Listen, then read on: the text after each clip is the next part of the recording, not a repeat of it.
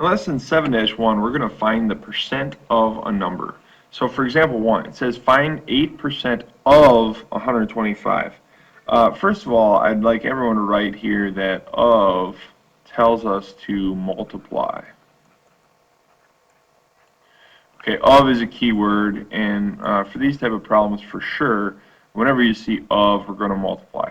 There's a couple different ways to do this. You can find percent using decimals, or you can find it using fractions. So I'm going to actually have you split up your paper so that way we can show both ways.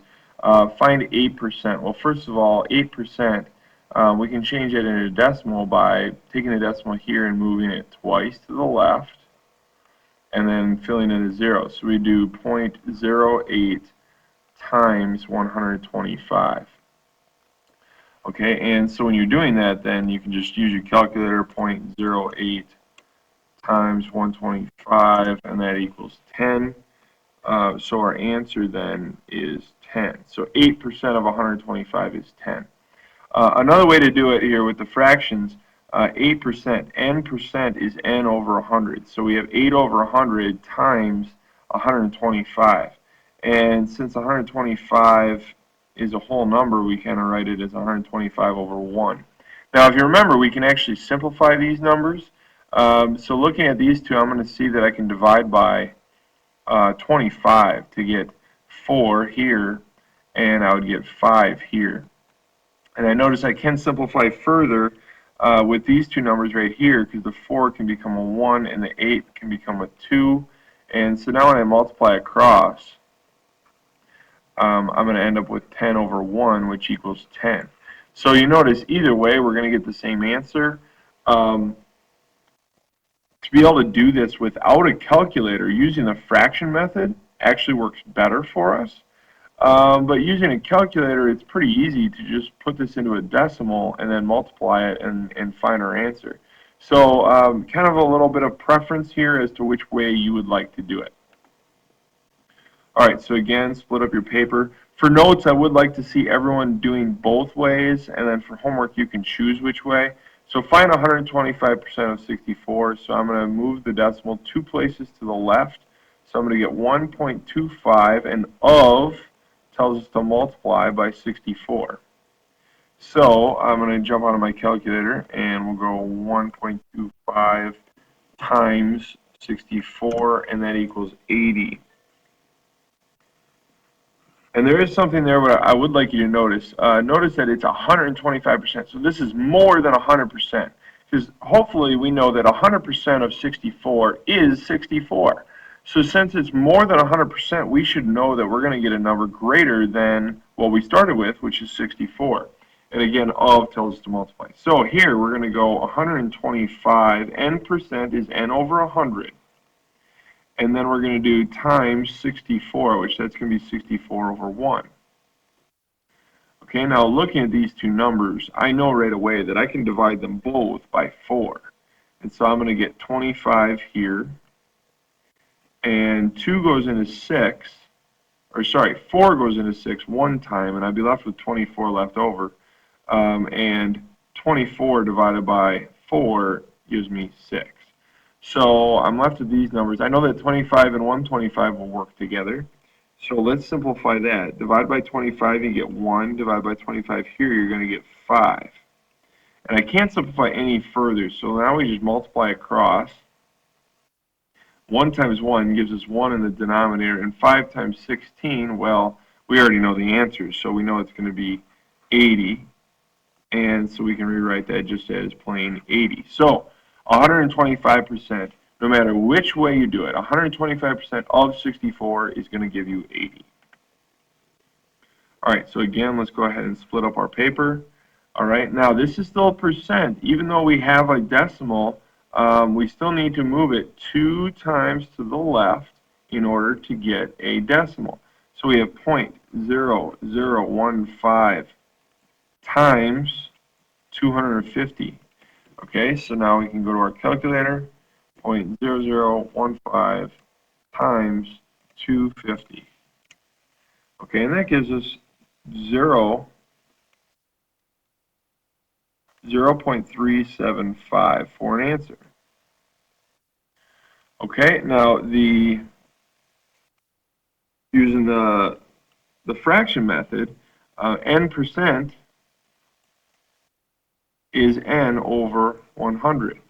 And we're going to be multiplying by 250 over 1. All right, so I can simplify this by dividing by 50. So I'm going to get a 2 here, and I'm going to get a 5 here, because 2 of them equal 100, so 4 of them would equal 200, so 5 of them would equal 250. All right, now I can't simplify anything further because this is not an even number. I cannot simplify across the top, so right now I just need to multiply across. So I'm going to have 2 in the denominator, and so it turns out of this problem, because it has so many decimals involved, you may actually need to use your calculator doing it this way as well. So 0.15 times 5 gives us 0.75, and then you still need to divide that by 2. So we're going to divide it by 2 to get 0.375.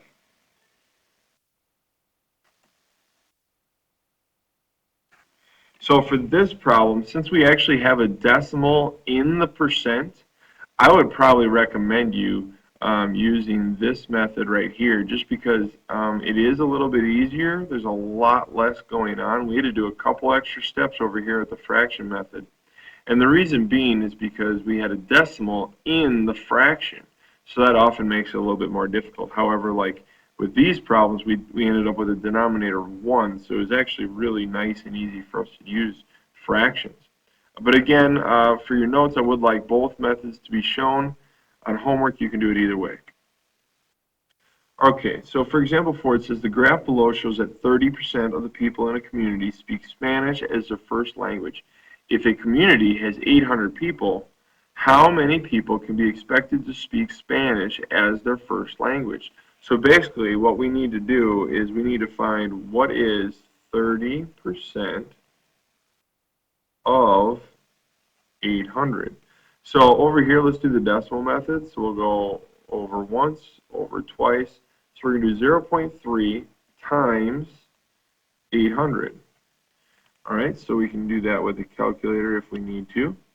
Do 0.3 times 800 gives us 240. All right, so 240 people. If you're going to do this with the fraction method, we'd go 30% over 100, because n% is n over 100, times 800. Now you're going to see that this one actually is pretty nice to use with fractions. We're divided by 100, and then we just do 8 times 30. And 8 times 3 is 24, and we throw a 0 on it. And the bottom number is 1, so we can say 240 people. So it is good to maybe understand both ways to do it, because there may be times where you want to use the fraction method, and then there may be times you want to use the decimal method, like the last problem we just did. Okay, so for our last example for this lesson, the average person sleeps 33% of their adult life. If their adult life consists of 62 years, how many years does the average person spend sleeping? Well, we want to find 33% of 62 years. So we're going to multiply. All right, so let's go ahead and convert this to a decimal. We're going to move it once and twice. So we go 0.33 times 62.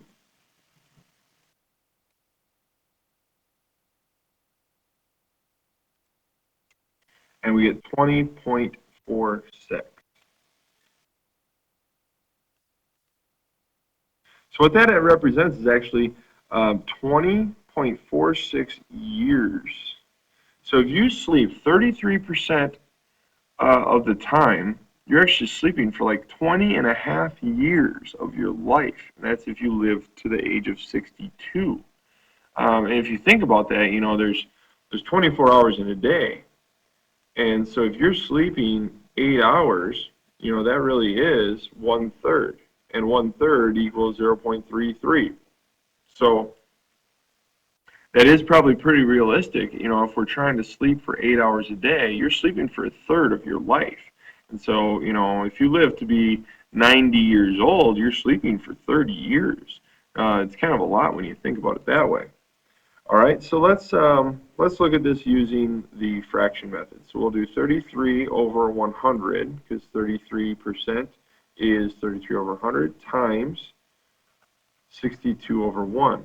Okay, so now we can simplify these by dividing by 2. So we can go with 50 and we can go with 31. I don't know if there's a lot farther that we can go right now. So we'll multiply it across. So the bottom number is going to be 50 and 33 times 31. Well, let's go ahead and go to our calculators for this. Is 1,023.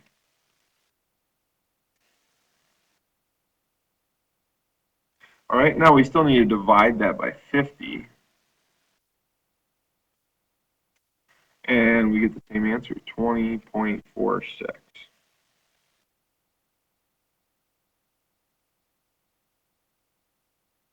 All right, now, if I were to do a recommendation for this one, I'd probably say to use the decimal method. Anytime that you're going to end up having to use a calculator, you might as well just use the decimal method and use your calculator. It's a little bit faster and easier. However, you know, when it does simplify nicely, like the last problem, well, you don't even need a calculator if you recognize that you can use fractions and do it all in your head. So be sure to check out the online tutors or the step-by-step homework helper if you need extra help with the book homework. Otherwise, you can go ahead and bring some questions with you to class about this lesson.